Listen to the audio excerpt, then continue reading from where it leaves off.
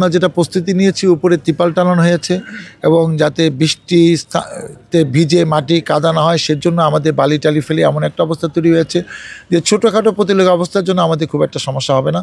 আর যেহেতু এটা সময়টা সুনির্দিষ্ট যে এই মাসের মধ্যে এটা করতে হবে, সেজন্য এই সময়টাকে পিছানো যাচ্ছে না। এনসিপি আলাদা একটা পার্টি, নতুন আত্মপ্রকাশ করেছে।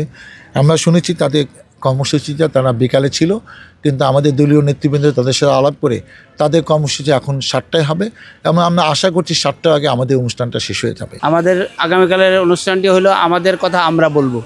যে সমস্ত জুলাই আগস্টে শহীদ পঙ্গুত্ব বরণ করছে তাদেরকে আমরা সম্বর্ধনা দিব, তাদেরকে আমরা ক্রেডিট দিব। সেই জন্য সেই অনুষ্ঠানে আমাদের এই অনুষ্ঠানের নামই হলো আমাদের কথা আমরা বলবো।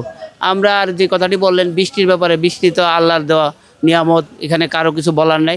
আমরা আমাদের তরফ থেকে সর্বান্তকরণের চেষ্টা করছি, মাঠের মধ্যে বালি দিয়ে আপাতত চলার উপযোগী করা এবং যাতে করে চেয়ারগুলো বসতে পারে সেই ব্যবস্থা আমরা করেছি।